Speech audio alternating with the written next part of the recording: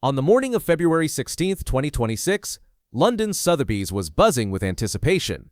The grand auction house was set to host what had been called a legacy-defining tribute, a live charity auction of Queen Elizabeth II's personal 2006 Range Rover Vogue TD V8. This wasn't just any car, this was the same dark green beast she drove through Balmoral's muddy trails, and during her quiet, unannounced inspections around Windsor. For weeks, the event was hyped as a heartfelt salute to the late Queen's independence and spirit, with every penny promised to the Queen's Commonwealth Trust. But just 2 hours before the auctioneer could raise his gavel, chaos hit. Whispers leaked from inside the royal mews, the auction was suddenly postponed, and no one knew why. Staff were told to stay silent, their phones locked down, and the royal aides moved fast to shut every mouth in the room. Then came a strange internal memo, short, cold, and cryptic. Item 47A, pulled by instruction of Clarence House, legal review pending. That one message flipped everything upside down. When the official press statement came out, it only added more confusion. Lot 47A, the late Queen's Range Rover, will not be presented at auction today. We appreciate your understanding and continued support of the Trust's mission. But insiders weren't fooled for a second. This wasn't about protocol or respect. This was a royal tug-of-war over ownership, legacy, and power. And at the center of it all, rumors pointed straight at Tom Parker Bowles, Queen Camilla's son, accused of trying to privately snag the Queen's beloved vehicle before it ever reached the auction block. And let's be clear, this wasn't just a car. That 2006 dark green Range Rover was the Queen's favorite ride, the one she trusted most, a symbol of her independence and quiet strength. During those peaceful Balmoral summers, Queen Elizabeth II was often spotted behind the wheel of that same dark green Range Rover, always in control, always composed. She was photographed driving herself to Crathie Church in 2010, a picture that became iconic. Then again, in the summer of 2016, just days after Brexit, she was seen calmly steering through the quiet forest paths of the estate, wrapped in her trademark headscarf and classic Barber coat. That sight alone spoke volumes about her resilience and grace. Jonathan Blake, a former royal press secretary, once said it best, that Range Rover wasn't just a car, it was sovereignty on 4 wheels. She didn't want a chauffeur because independence was her statement. After her passing in September 2022, the vehicle was carefully sealed away in a Windsor storage bay, its future a mystery. For years, speculation swirled, what would become of the Queen's beloved car? By mid-2025, whispers hinted that the Royal Collection Trust was planning to showcase it in a new exhibit celebrating Elizabeth's private life. But come January 2026, the story flipped. Queen Camilla's office released a polished press statement announcing the vehicle's inclusion in a high-profile charity auction said to honor Her Majesty's legacy. The language sounded smooth, but palace insiders weren't buying it. Anonymous sources revealed that the idea to sell the car didn't come from the trust at all, it came straight from Clarence House. That's where Queen Camilla runs her personal team and legacy board. And the name behind the sudden push, none other than Tom Parker Bowles, Camilla's eldest son and a well-connected food critic. Word has it, he'd shown serious interest in snagging the car through an anonymous middleman, with plans to later donate it to a charitable foundation, but insiders say that story might have been more about possession than generosity. It turned out that Tom Parker Bowles had been setting up a charitable foundation, one quietly tied to Queen Camilla's name. But when the internal vetting team discovered that the mysterious buyer had a direct family link to the Queen Consort herself, alarms went off all over the palace. Advisors from multiple offices, including the Lord Chamberlain's Department and the Royal Collection, immediately questioned the ethics and legality of the entire scheme. One senior insider didn't hold back, saying, to sell the late Queen's car to the Queen Consort's own son under the banner of charity isn't just questionable, it's practically an institutional insult.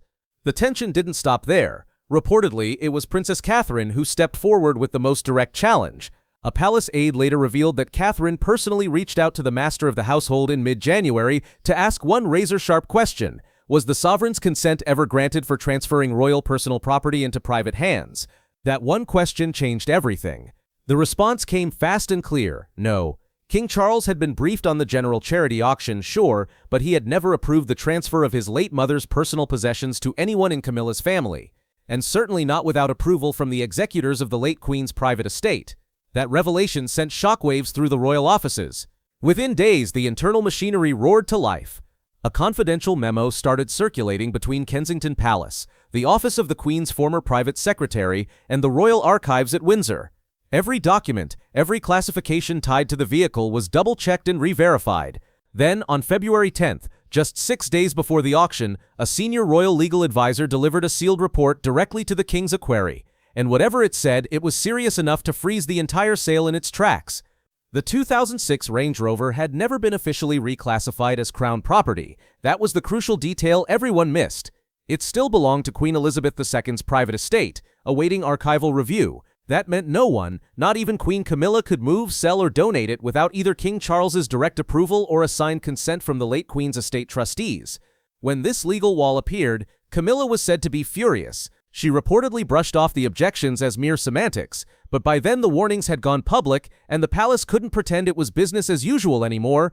What followed sounded like something straight out of House of Windsor drama. The abrupt cancellation of Queen Elizabeth II's Range Rover auction on February 16, 2026, wasn't just a last-minute mix-up, it exposed something much deeper. Evidence began surfacing that the whole event had been quietly engineered from within Clarence House itself, designed to discreetly pass the Queen's personal car into the hands of Camilla's son Tom Parker Bowles, all under the polished disguise of charity. But insiders insist this wasn't an isolated case. It was part of a much larger, carefully crafted push from within Camilla's own inner circle, a behind-the-scenes effort to reshape the late Queen's image and subtly redirect royal influence toward Camilla's side of the family. At the heart of it all, three things: access, visibility, and symbolic control. Since Queen Elizabeth II's passing in September 2022, the monarchy has been undergoing what officials call a modernization. King Charles has focused on continuity and cost-cutting efficiency, but Camilla's moves seem far more personal, driven by legacy, positioning, and power. In a confidential briefing reviewed by House of Windsor, senior royal aides reportedly voiced growing concern as far back as mid-2024. Their worry: the increasing presence of Queen Camilla's relatives edging closer and closer to official royal circles, often appearing at high-profile events without any formal appointment or title. By early 2026, the pattern was impossible to ignore. Since 2025 alone, at least 3 major public occasions had quietly featured members of Camilla's extended family alongside working royals. The first, the May 2025 Royal Ascot Luncheon, where Lady Bella Fitzroy, Camilla's glamorous grandniece, was spotted seated right next to a senior Commonwealth delegate, raising more than a few eyebrows. Then came the October 2025 memorial at Westminster Abbey, where photographers caught Camilla's grandson Freddie Parker Bowles inside the inner ceremonial procession, a position traditionally reserved only for direct royal heirs. And finally, the January 2026 Sandringham reception, where Tom Parker Bowles himself was officially listed as a heritage advisor for the Queen's domestic estates, a title that no one at Kensington Palace or within the Royal Collection Trust could actually confirm as legitimate. That last appearance set off quiet alarm bells behind palace walls. One former royal press officer summed it up perfectly, saying, "If Camilla's relatives keep showing up beside state figures and stepping into advisory roles, then who's really shaping the monarchy's image right now? Because it's not William, and it's definitely not Catherine." Royal insiders and media analysts now believe this isn't coincidence, it's strategy. Since 2024, Camilla's media office has been operating with expanded autonomy from Clarence House, focusing on slowly but steadily boosting her family's visibility in public coverage. Subtle photo placements, careful seating arrangements near royal heirs during televised events, and flattering editorials in glossy magazines have all worked to reposition her relatives as part of the royal backdrop. It's a polished power move, quiet, calculated, and unfolding right in front of the world's cameras. Camilla's public image had started shifting fast. Her team began pushing the narrative of grandmotherly leadership and family-driven initiatives across royal coverage. But behind the warm photos and charity smiles, rumors were swirling. By late 2025, insider chatter claimed that Tom Parker Bowles might soon be named an unofficial cultural patron in partnership with one of the royal charities.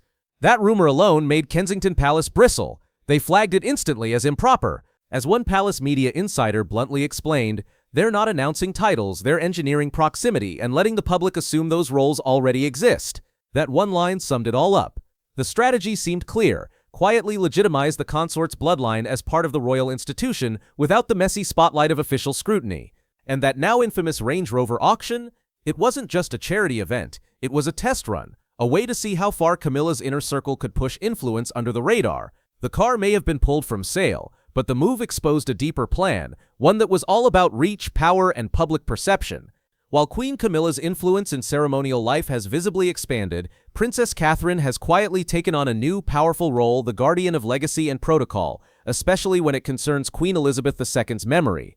After the auction fallout, sources confirm Catherine began personally overseeing every proposal tied to the late Queen's estate, particularly anything involving public donations or symbolic heirlooms.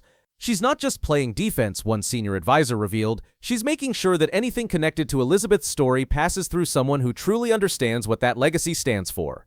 And according to many inside the palace, that quiet counterbalance, Catherine's calm but firm presence, is the only thing keeping Camilla's growing influence from going unchecked. But that resistance hasn't come without tension. In late January 2026, just weeks before the Range Rover scandal broke, a string of internal emails between the Royal Collection Trust and Clarence House revealed that the tug-of-war was already heating up behind the scenes. The leaked emails told a story that was far more explosive than anyone expected. According to insiders, Clarence House had quietly requested private access for an unnamed family representative to inspect the Queen's Range Rover before the auction, a move that instantly raised eyebrows. The Royal Collection Trust, following protocol, asked a simple but sharp question. Was this representative an authorized executor of the late Queen's estate? The response they got was vague, too vague.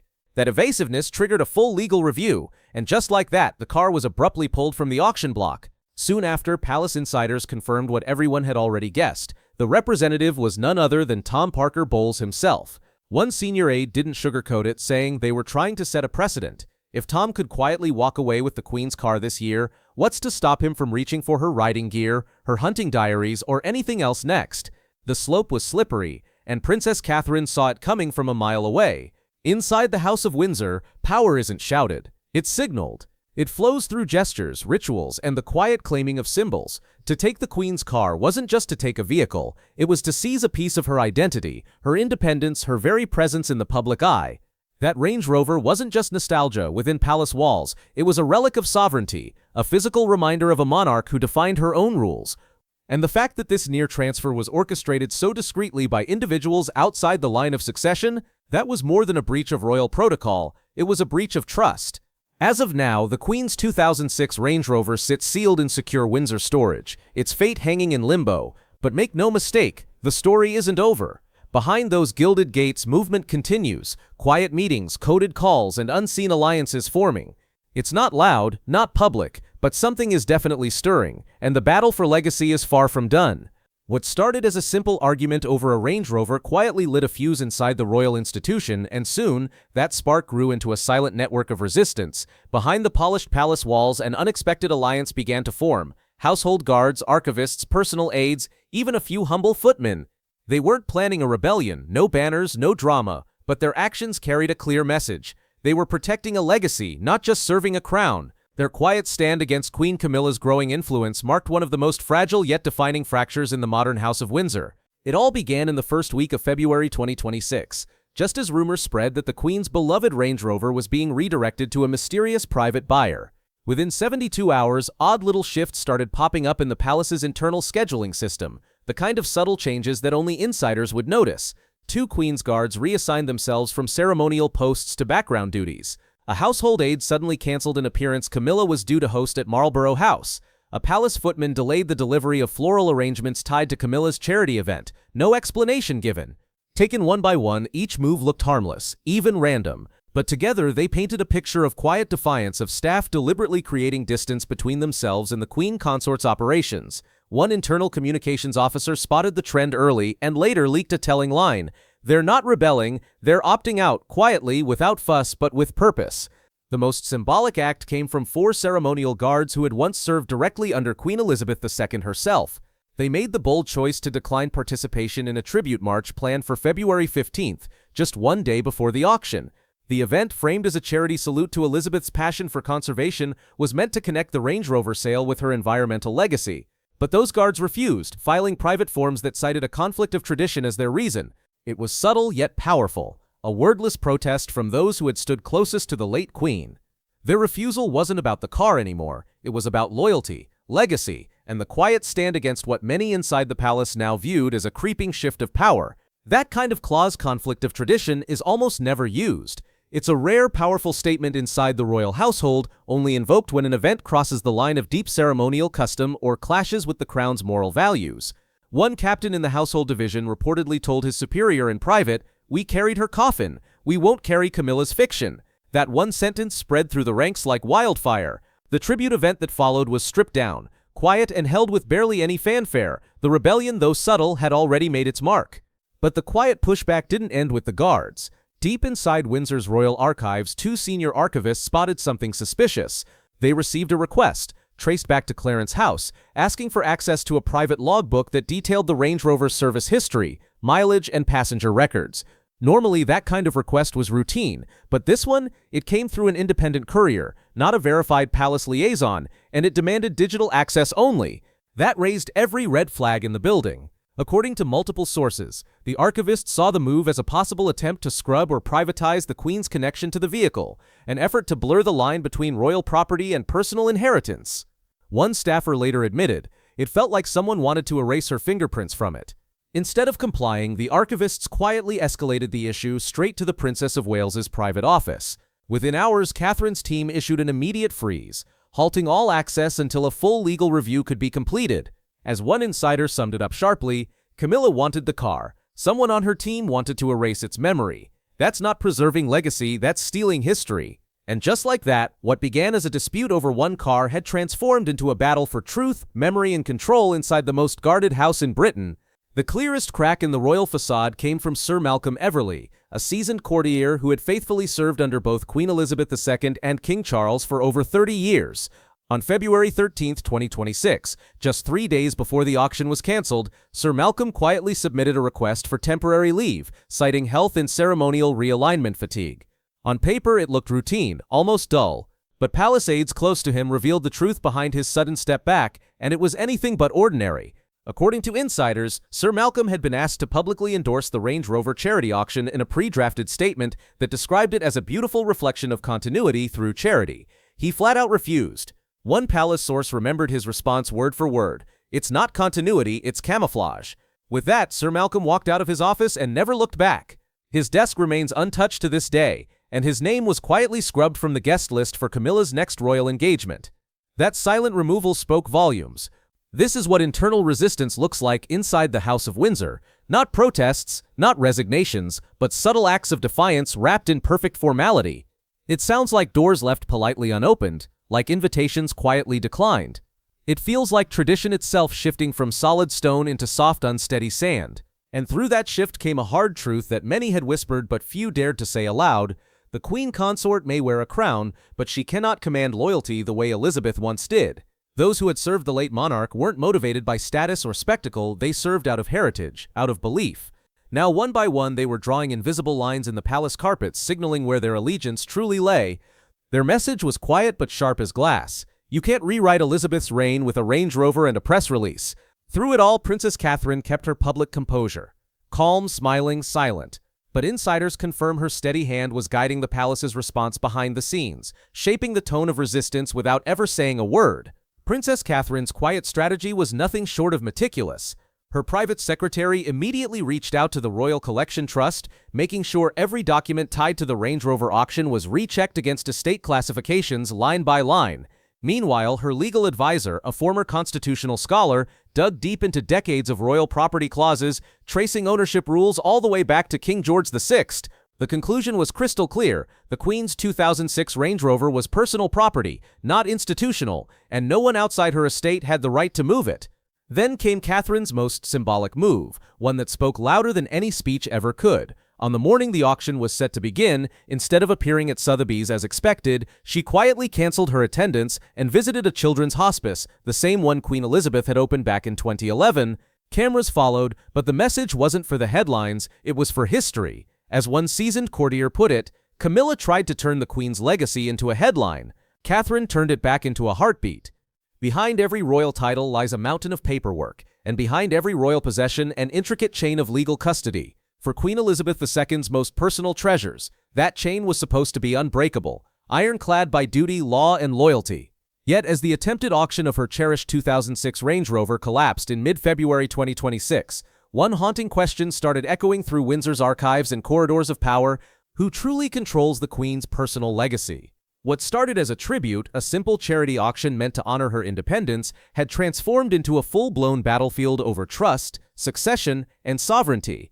And while the public saw only a cancelled sale and a few carefully worded palace statements, behind the scenes, aides were sifting through records, cross-checking signatures, and protecting the late Queen's memory like their livelihoods depended on it, because in the royal world, legacy is power.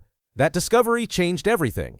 As it turned out, Queen Elizabeth II's private estate hadn't been fully settled at all. According to leaked legal documents reviewed by House of Windsor, her estate included a sealed codicil, a hidden addendum to her will added back in early 2021.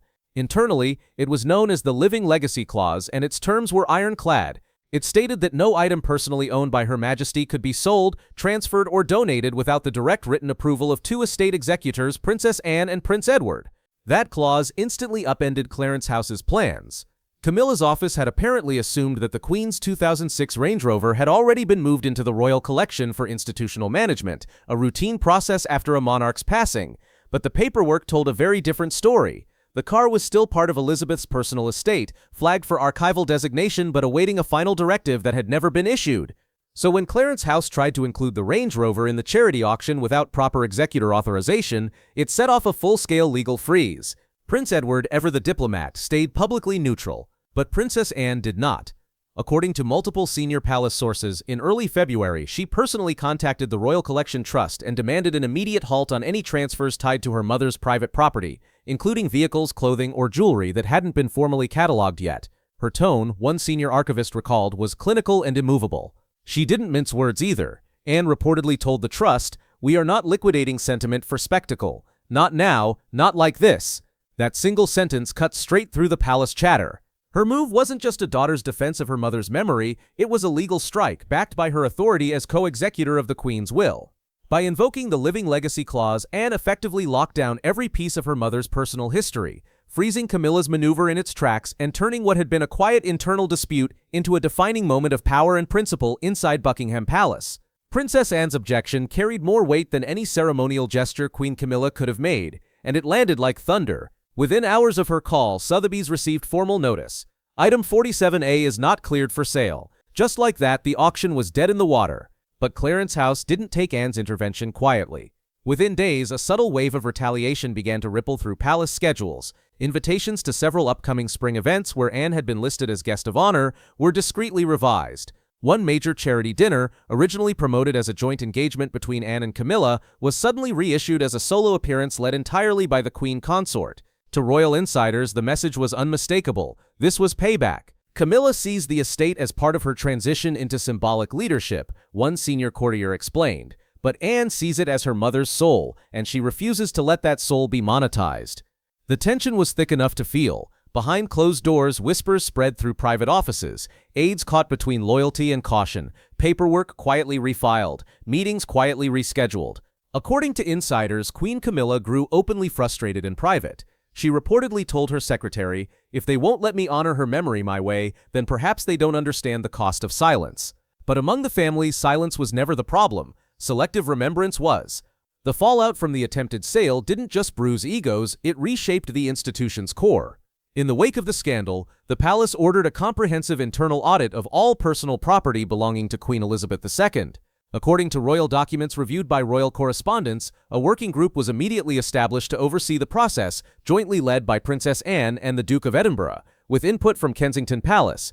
This new task force wasn't just administrative, it was protective. Every heirloom, photograph, and artifact tied to the late Queen's private life would now be catalogued, secured, and shielded from misuse.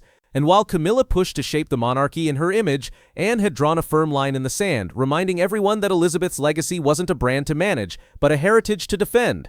The newly formed working group had one mission, and it was massive. Their task, to classify and catalog every remaining personal item that had once belonged to Queen Elizabeth II.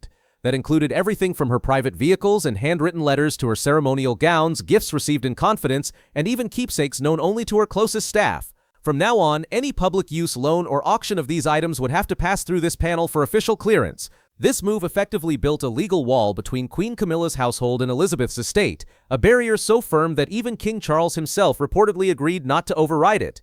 That decision sent a message heard loud and clear across the royal network. The late Queen's personal legacy was off limits to power plays. But beneath the polished language and polite press lines, this was about far more than a car. It had become a battle between memory and maneuvering, between the guardians of history and those trying to reshape it. The Range Rover, once driven by a monarch famed for her restraint, had turned into a lightning rod for the House of Windsor's identity crisis. In a private exchange later leaked to royal correspondents, Princess Catherine was quoted telling a palace official, We don't protect the Queen's belongings for sentiment, we protect them because they were never meant to be used as leverage. That statement cut right to the core of the conflict. By the third week of February 2026, the House of Windsor was no longer operating in quiet harmony. The failed auction of Queen Elizabeth II's 2006 Range Rover hadn't just exposed a bureaucratic misstep, it revealed something deeper, a growing divide in how the modern monarchy saw its own future. Was it about shared stewardship of the crown's legacy, or was it turning into a quiet consolidation of narrative under Queen Camilla's influence? Across the palace, from private chambers to staff corridors and ceremonial offices, whispers filled the air. Everyone could feel it. The unity that once defined the royal household was cracking, replaced by a silent question hanging over every gilded hallway. Whose version of history will the crown remember? The unity that once held the royal household together, the quiet strength built around Queen Elizabeth II's unshakable presence, had begun to unravel. Not through shouting matches or sudden resignations, but through something far more deliberate. Distance. Staff stopped overlapping, departments stopped consulting, and trust started to fade. Inside palace corridors, a haunting phrase began to surface. Whispered in passing, written in notes, murmured over tea, the chain is breaking. For decades, insiders had described the firm as a single, well-oiled institution defined by discipline, hierarchy, and the sacred art of discretion. But by 2026, that old structure had splintered. The monarchy had fractured into three distinct courts, each quietly operating under its own vision of power, legacy, and control. The first was Clarence House, the nerve center of Queen Camilla's court. It ran on personal connections, legacy advisors, and a growing command over ceremonial life. Her private secretary, Edwin Hollister, had gradually expanded his reach after the coronation, taking over much of the press management once handled by the Lord Chamberlain's team. To many within the palace, Clarence House had become the court of narrative repositioning, where symbols like that Range Rover could be refashioned into modern storytelling tools designed to reshape public perception. Then there was Kensington Palace, quiet, structured, and fiercely independent under Princess Catherine's direction. While she and Prince William kept themselves far from daily royal politics, their influence ran deep. Every discussion of legacy, every ceremonial reform, every public duty now passed through a single guiding principle: precedent over opportunism. Catherine's team had become a kind of living archive, made up of former staffers from Queen Elizabeth's private office, who operated on one simple maxim: honor first, headlines last. In the old days, these courts would have worked seamlessly as one branch of the same institution. But now, in 2026, they moved like separate kingdoms within the same palace, each defending its own version of the monarchy's truth. What once felt like unity had turned into quiet competition, and what had once been duty was fast becoming a tug-of-war over how the crown itself should be remembered. Duty before display. That was the quiet motto echoing through Kensington and Windsor as the palace's old guard watched events spiral. Though less visible to the public, Princess Anne and the Duke of Edinburgh had become the moral ballast of the monarchy. Both had served the late Queen Elizabeth II with unwavering loyalty, and together they now formed the backbone of her estate's Executor Council. Their message was firm and unshakable. Elizabeth's legacy was not a ceremonial brand, it was a constitutional inheritance. Their decision to block the Range Rover's sale wasn't just a legal action, it was a declaration of principle, a stand against turning history into spectacle. Then, on February 17, 2026, a confidential meeting was convened at St. James's Palace, officially described as a routine discussion about upcoming spring ceremonial events.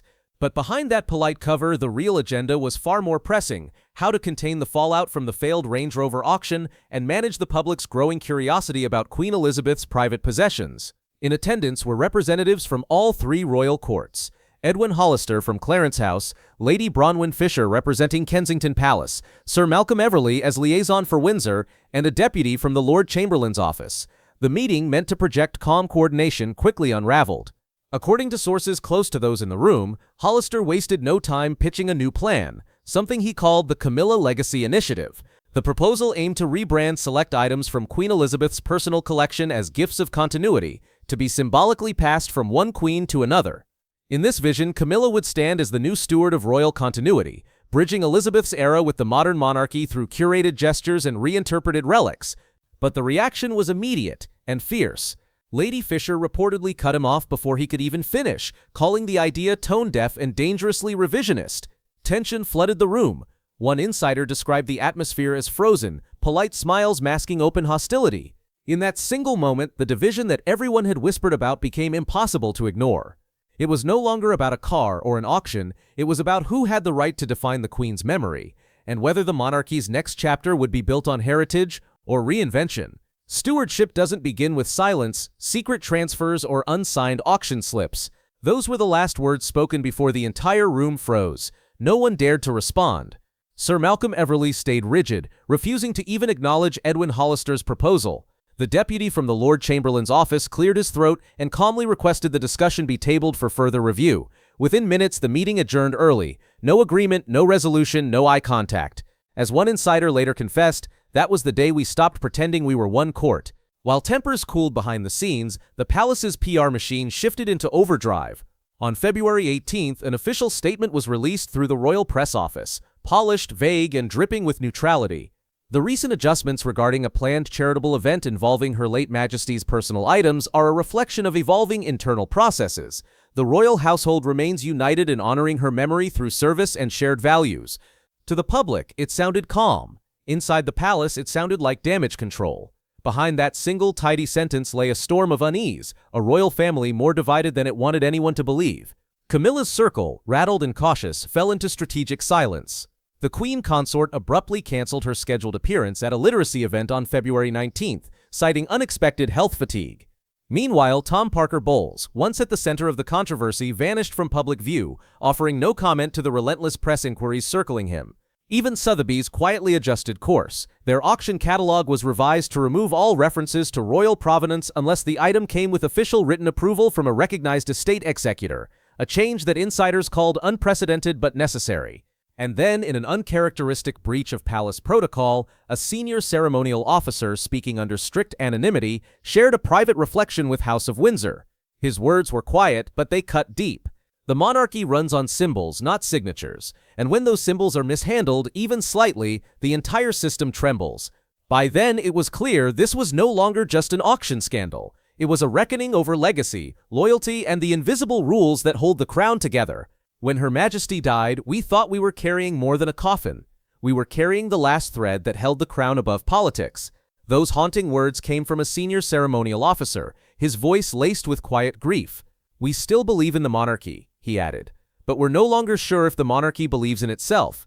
At its core, the royal family's power was never just about hierarchy or titles. It was built on trust, the unspoken trust between those who serve and those who reign. It was that sacred bond forged through decades under Queen Elizabeth II's calm and constant hand that gave the firm its endurance. Now that bond is being tested like never before. Yes, the crown still rests on King Charles's head, and Queen Camilla still stands beside him. But inside the palace, something fundamental has shifted. Loyalty no longer follows the title. It follows the person. As one close advisor to Prince William quietly put it, the crown is intact, but the chain that held it together, that's under review. The storm unleashed by the failed February 16th auction of Queen Elizabeth II's private 2006 Range Rover was never about one vehicle. It was about who gets to define royal legacy, and how far some are willing to go to rewrite it for their own image. The car became a symbol, a lightning rod for deeper tensions about control, remembrance, and power inside the House of Windsor. Since the event was abruptly pulled, the royal family has made no further public statements. No press briefings, no clarifications, just silence, a silence that speaks volumes. But behind that silence, sources confirm that Princess Catherine has quietly stepped into a new level of oversight. In a rare and decisive move, she has reportedly requested a comprehensive review of all legacy transfer proposals involving Queen Elizabeth II's personal belongings, including her vehicles, jewelry, handwritten letters, and private gifts once kept at Sandringham, Windsor, and Balmoral. This wasn't about sentimentality, it was about principle. The monarchy may survive on ceremony, but its credibility depends on integrity, and for the first time in decades, that integrity is being audited from within. The question that now hangs over Buckingham Palace isn't who will wear the crown, but who will protect what it stands for. This quiet yet unmistakably firm move signaled one thing above all: Princess Catherine had stepped forward as the moral center of the modern monarchy. As King Charles continued to scale back his royal workload amid fluctuating health, and Queen Camilla pulled away from several public engagements, it was now Catherine and her meticulously loyal team who held the gate to the crown's legacy. Working hand in hand with Kensington Palace archivists and royal estate attorneys, Catherine had quietly built a wall of protection around Queen Elizabeth II's personal heritage. "She doesn't need to raise her voice," said one former palace staffer. "Her silence speaks volumes, and in this case, it was the loudest veto in royal history." According to multiple insiders, Catherine's office issued a confidential memorandum to the Privy Council, outlining a new proposal titled the Windsor Charter of Legacy Stewardship. This charter, still under private review, would officially define how royal artifacts are classified, preserved, and only when appropriate shared with the public or used for charitable purposes. If approved, it could become the most sweeping institutional safeguard since Queen Elizabeth II's landmark 1992 Annus Horribilis reforms. Across the UK and Commonwealth, the story's tone had shifted. Where once the headlines screamed of scandal and secrecy, they now hummed with reflection and reform. The Times asked, "Who owns the Queen's memory?" While Le Figaro ran the blunt headline, "Camilla's overreach sparks legacy war." But amid all the noise, one image spoke louder than every headline combined. Released quietly by Kensington Palace, it was a simple black and white photograph of Queen Elizabeth II sitting behind the wheel of her dark green Range Rover at Balmoral, calm, composed, timeless. Beneath the photo, handwritten in Catherine's graceful script, were 6 unforgettable words. "Driven by duty, never for sale." That single phrase rippled through the nation, a poetic, dignified rebuke wrapped in grace. It wasn't just a reminder of the Queen's values, it was a message to those still trying to rewrite her story. Catherine's gesture turned a scandal into a statement, reclaiming Elizabeth's memory from the fog of manipulation and setting the tone for a new royal era, one built on integrity, restraint, and remembrance.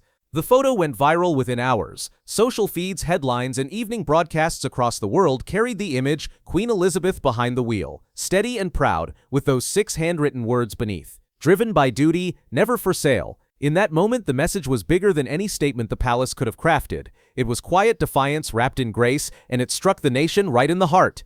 Now, as the House of Windsor faces its most modern trial, torn loyalties, rival courts, and generational fractures, the monarchy stands at a crossroads. The choice before them is stark: restore trust or risk the slow erosion of moral credibility. The world is watching, waiting to see whether the crown can still embody duty over politics, heritage over power. And in that defining moment, it won't be Queen Camilla nor even King Charles who shapes the future. It will be Catherine, Princess of Wales, the quiet heir to the Queen's moral compass, who now carries not just the title, but the ethos of Elizabeth II herself. Because when silence from the throne creates a vacuum, and when scandal within the palace threatens to shatter faith, it takes one steady hand to hold the legacy firm. That hand now wears Diana's sapphire ring, and just like the legacy it represents, it's not for sale. If you followed this story and want more deep dives into royal secrets, legacies, and power plays, don't forget to like, subscribe, share, and drop a comment below. Tell us what you think. Is the monarchy at a turning point, or is history simply repeating itself?